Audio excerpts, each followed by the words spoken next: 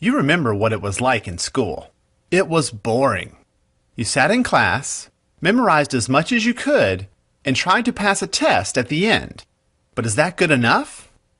These days, school can be more interesting and effective by focusing students on work that matters. This is Project-Based Learning Explained. Most adults live in a world of projects. Whether it's a job assignment, home improvement, or planning a wedding, we need to actively solve problems. But unfortunately, schoolwork looks more like this than this. Let's take a look at this project-based world.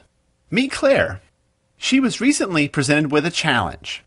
Her company, SuperSuds, makes soap, and it was up to her to find the most earth-friendly way to produce it in the future. Her boss gave her a budget and a few requirements, and it was up to her to come up with a solution. She organized and managed a team who researched the options and created materials summarizing the issues. Claire's team asked for feedback and presented their findings to the boss.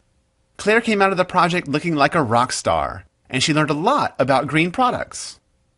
If you look closely, Claire's success involved critical thinking, collaboration, and communication, things that aren't often taught in traditional classrooms.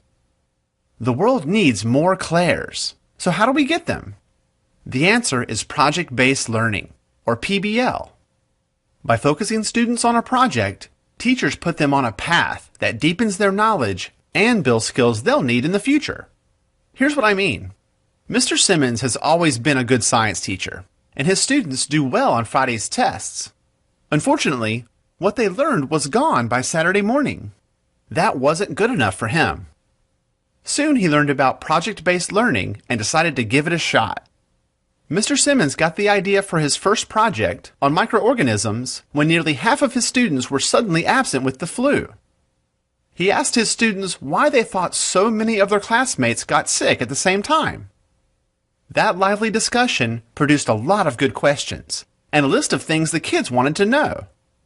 Mr. Simmons then announced their project was to help elementary school kids understand, how can we not get sick? After dividing the class into teams, he got them started on the project. It was up to the students to ask questions, research, collaborate, give each other feedback, and figure out the best ways to make their points clear to children.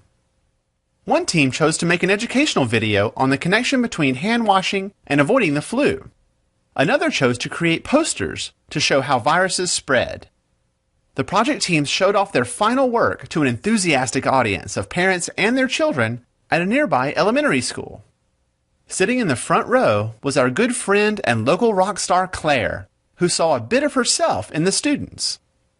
It was clear that the project was a success for the students, the audience, and Mr. Simmons. His students practiced critical thinking, collaboration, and communication. The project wasn't about memorization, but learning in depth about viruses and how to prevent spreading disease, a lesson they will never forget. At the end of the presentation, Claire introduced herself to the students and told them that they were rock stars and that the world needs more people who can think like them. To learn more about project-based learning, go to BIE.org.